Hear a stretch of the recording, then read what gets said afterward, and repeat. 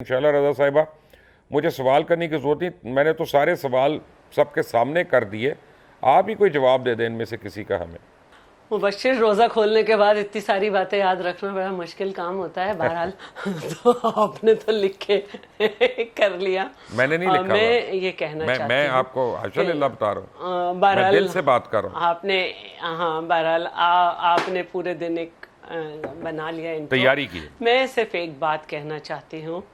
हाँ बिल्कुल, मैं ये कहना चाहती हूँ कि मुल्क में इस वक्त जो इलेक्शन की बात हो रही है वो इसीलिए हो रही है कि एक पॉलिटिकल स्टेबिलिटी आएगी तो इकोनॉमिकल स्टेबिलिटी भी आएगी।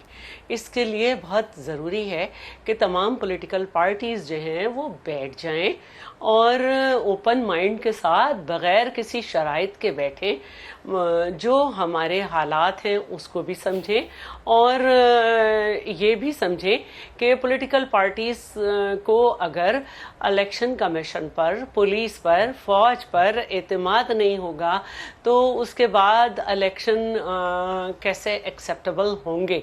और ये बहुत सारी इस तरह की बातें आ गई हैं कि अब ये कहना कि एक पार्लियामेंट का आईनी हक है कि वो अपनी मुद्दत पूरी करे। इससे पहले दो पार्लियामेंट, एक जोनेजो की और एक मोहतरमा शहीद की, जब गिराई गई और उसको चैलेंज किया गया तो ये फैसला आया था कि बादिउन नज़र में बदनीयती थी, लेकिन अब इलेक्शन का वक्त करीब आ गया है। तो ये दलीलें देना कि जी पार्लियामेंट वज़ीर आला तोड़ सकता है, नहीं तोड़ सकता। वज़ीर आला और 99% लोग जो हैं वो कह रहे थे कि ना तोड़ा जाए। तो पार्लियामेंट कोई खिलौना नहीं है, पार्लियामेंट कोई ऐसी चीज़ नहीं है जिसको आप कहीं रख के बिजनेस कर लें और फिर कहें मैंने वापस उसी जगह रख दिया। तो ये सारी बातें इतनी ख़राब हो चुकी हैं। हाई कोर्ट के मुकदमे ज़ेर अल्तवा उठा के खुद सुनना, खुद आर्टिकल लिखना और उसके बाद एक ही मतलब हम ख्याल और ये सब, ये इतनी बातें हो चुकी कि मैं इससे एग्री ना करूं जब भी और एग्री करूं जब भी, ज़बान पे अब एक ये भी हो गया क्योंकि वक्त गुजर गया कि जब जुडिशल मर्डर हो जाए, जब असम्बलियाँ तहलील हो जाएं, जब मार्शल्ला लग जाए, उनको लेजिटिमाइज़ किया जाता रहे।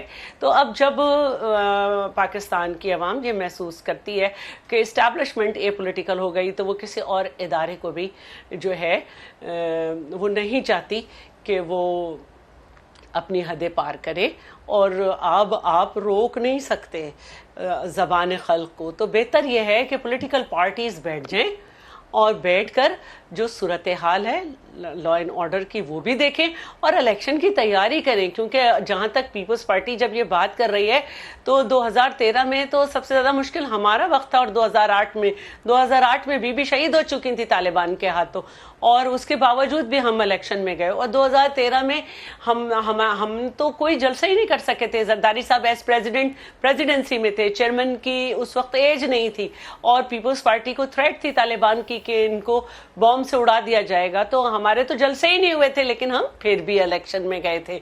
तो बेहतर यह है कि जो एक गंदी जबान और चल रही है, मुसलसल चल रही है, जो पॉलिटिकल कल्चर को जिसने गलीस कर दिया है, उसको छोड़ के, इल्ज़ाम तराशी को छोड़ के आइए पुरसुकून बनाएं कि नेक्स्ट कैसे चलना है। सेनेटर हुमायूं साहब, अस्सलाम वालेकुम, thank you for joining us. आपने दोनों की बात सुनी, आप क्या फरमाएंगे? देखिए, शुक्रिया मुबश्शिर साहब। बिस्मिल्लाहिर्रहमानिर्रहीम। देखिए, इस तरह है कि जब हम बात करते हैं इलेक्शंस की और आज के हालात की with respect to the elections, आप ये याद रखिए कि पाकिस्तान जो चल रहा है, पाकिस्तान जो फंक्शन कर रहा है, इसके पीछे एक चीज़ है, उसको हम कहते हैं कॉन्स्टिट्यूशन। कॉन्स्टिट्यूशन वो रूह है जो इस को चला रही है। अब कॉन्स्टिट्यूशन हमें क्या गाइडेंस देती है, हमने वो देखना है। कॉन्स्टिट्यूशन हमें ये गाइडेंस देती है कि उसमें आर्टिकल 224 के तहत दो चीज़ें हैं, एक अपनी टर्म पूरी कर ले, दूसरी अगर टर्म से पहले हो जाए।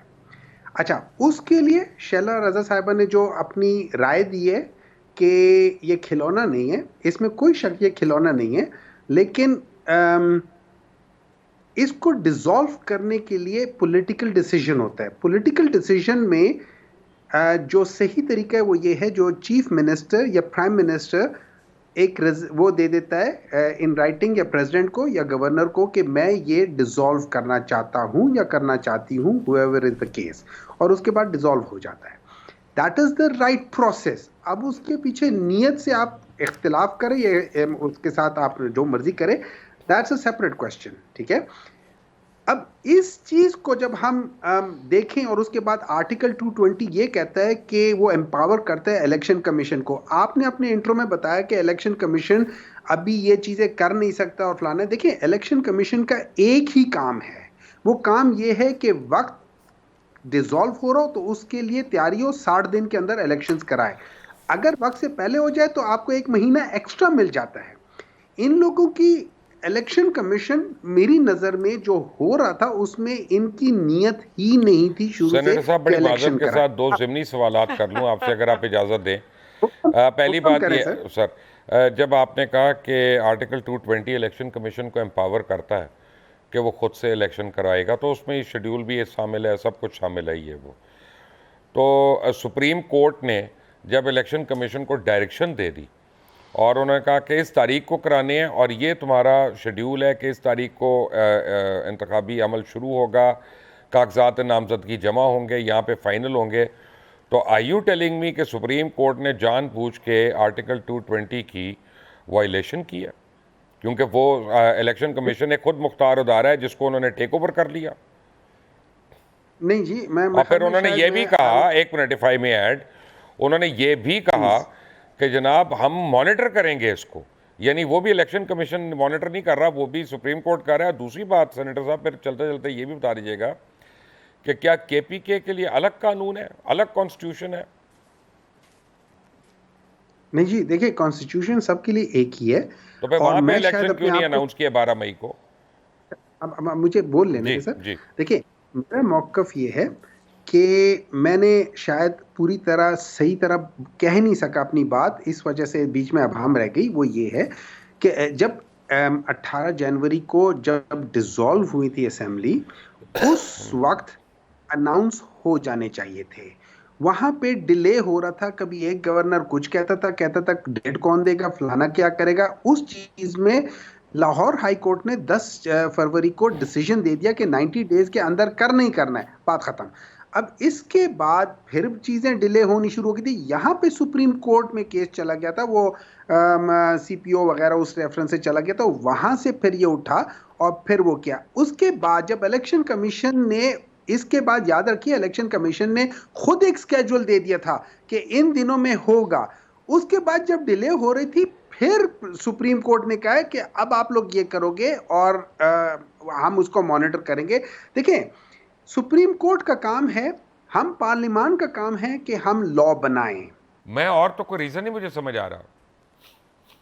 अच्छा, नहीं, मैं आपको थोड़ा सा, आपने लीगल चीज़ें उठाई। नंबर 1 आपने कहा जी कि जो इलेक्शन कमीशन है उसका जो जब से जजमेंट आई थी, मेरा अपना पॉइंट ऑफ व्यू था कि सुप्रीम कोर्ट ने जो इलेक्शन कमीशन है वो कॉन्स्टिट्यूशनल बॉडी है और इसका जो कॉन्स्टिट्यूशनल मैंडेट है उसको पार्लियामेंट ने मैंडेट दिया है। और इसके अंदर एक ये भी आर्टिकल है कि आप कॉन्स्टिट्यूशन जो पावर दिए इलेक्शन कमीशन को, वो उसकी पावर विड्रॉ भी नहीं, पार्लियामेंट भी विड्रॉ नहीं कर सकती। हालांकि पार्लियामेंट पूर्व में बता रहा है, लेकिन उन्होंने कहा जी जो इलेक्शन को फेयर एंड ट्रांसपेरेंट बनाने के लिए कोई पार्लियामेंट भी इलेक्शन कमीशन की पावर विदड्रॉ नहीं कर सकती। लेकिन जो जजमेंट दी है सुप्रीम कोर्ट ने, उसमें मेरे ख्याल में, मेरी ओपिनियन हो सकता है कोई एग्री करे नहीं करी, तो उस पे इलेक्शन कमीशन की जो पावर थी ना, इनक्रोच कर दिया गया सुप्रीम कोर्ट ने बहुत ज़्यादा।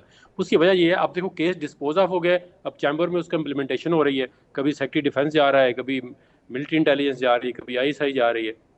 अब इसको दुनिया को, जो आप तो कहते हैं रोशनी में गए हैं, लेकिन ये ओपन कोर्ट है, पता होना चाहिए कि भाई ये कोर्ट केस की हियरिंग तो ख़त्म हो चुकी है, अब इम्प्लीमेंटेशन बेंच बन चुका है। कल को जो है अगर बसें नहीं मिलती, रजिस्ट्रिक नहीं मिलती, फौज नहीं मिलती, तो सारे काम तो अब सुप्रीम कोर्ट ने अपने हाथ में ले लिए। तो ये बड़ा अनफॉर्चुनेट है कि इलेक्शन कमीशन को बिल्कुल डिसफंक्शनल कर दिया गया है। अब इलेक्शन कमीशन के पास जो भी अख्तियार थे अब ख़त्म हो चुके हैं। कोई बंदा उठा के वो कहेगा अगर इलेक्शन ट्रांसपेरेंट नहीं है तो इसकी जिम्मेदारी सारी सुप्रीम कोर्ट में, इलेक्शन जब भी होंगे। अब दूसरी बात है, आपने एक लीगली की थी सेंटर साहब के साथ कि जी आप KPK के लिए और कानून है, पंजाब के लिए और कानून है। इसमें देखें, मैं आपको थोड़ा सा इसकी हिस्टोरिकली लीगल में सिर्फ बात करना चाहता हूँ। जो 4 जजों ने इख्तलाफ किया था इसके साथ, उन्होंने ये नहीं कहा था कि 90 दिन में नहीं होता तो आप इसके 120 दिन में कराएं या 6 महीने में कराएं। उन्होंने कहा था जो मोडस ऑपरेंडी है, जो लीगैलिटी है, ये ठीक नहीं है 184(3) की।